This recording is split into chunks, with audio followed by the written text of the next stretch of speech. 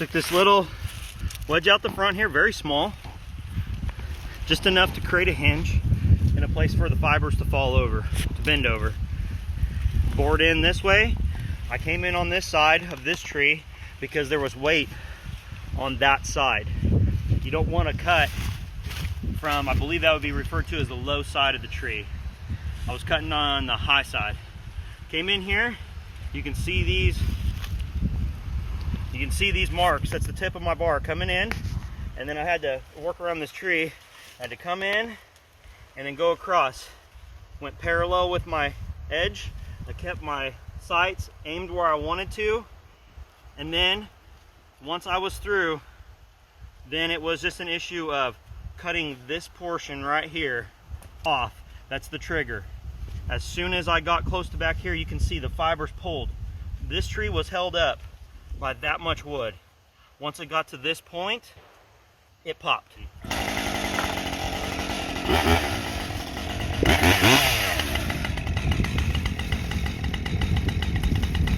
gonna cut from this side because this tree could roll that way. Yeah, and it could pop up. We'll see what happens.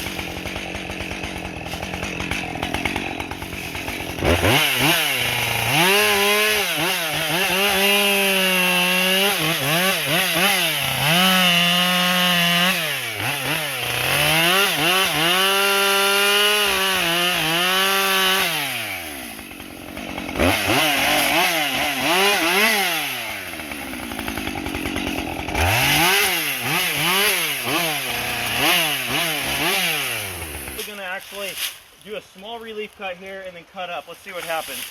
Hopefully I don't cut. Hopefully I don't stick the saw again. Woo-hoo-hoo! Those pine trees.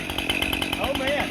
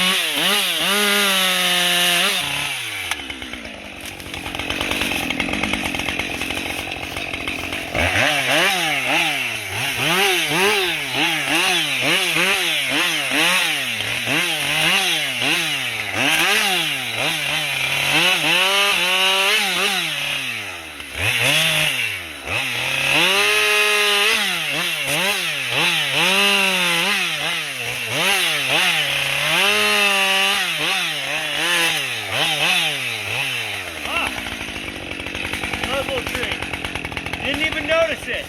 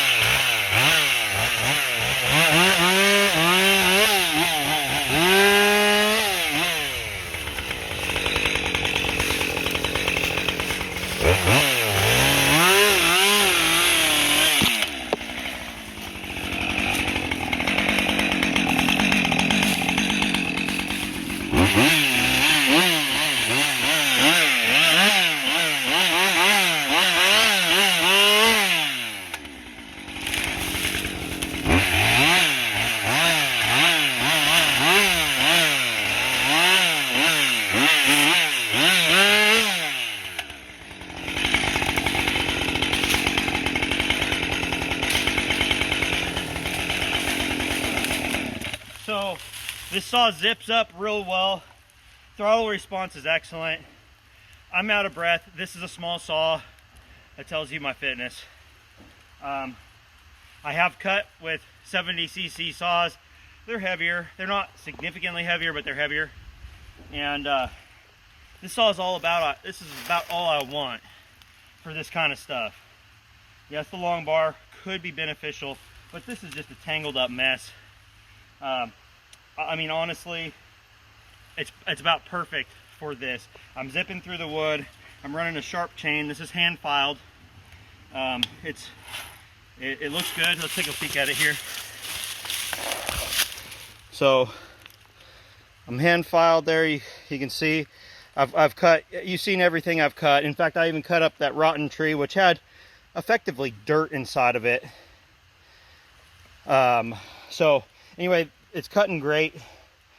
Someone might think it's dull, but I mean, it's throwing great chips for sure.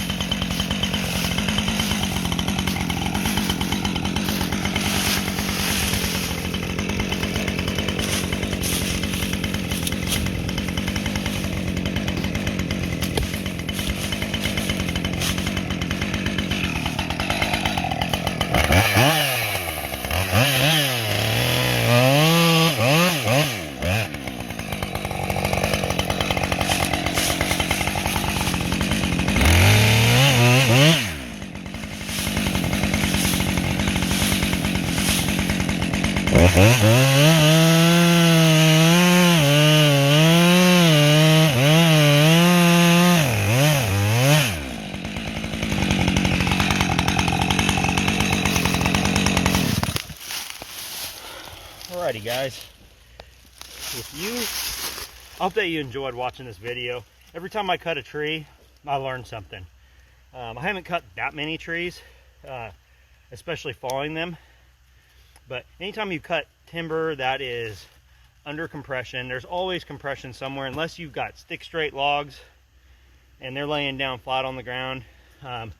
With these widespread branches everywhere, there's always weird tensions in the wood. And I try to anticipate what it's going to do. The best thing you can possibly do is to start cutting, get your chain in the kerf. In fact, I'll show you here with this log here. This is a perfect example. It's got a hinge in the middle of it. Best thing you can do is when you're cutting, move your saw in and out a little bit like that. When the chain's running full speed, if there's compression on this side, it's going to start slowly binding like that. Slowly binding. If you start feeling that bind, you got to come to the bottom side and cut up. Now, that's exactly what I did on this piece of wood, but I missed. Look at that little hinge. It's strong. I'm gonna see if I can break it. See if I throw it on this, I might be able to pop it. This is unbelievable. That wood holds on that good. Yep. Look at that. That's all. There was barely anything holding it there. Look at that. That little tiny edge was holding that together. I threw it down and popped. Wood is incredibly strong. At least this wood. This is oak. Piss oak, as it's locally known. And just remember, this is the hinge side.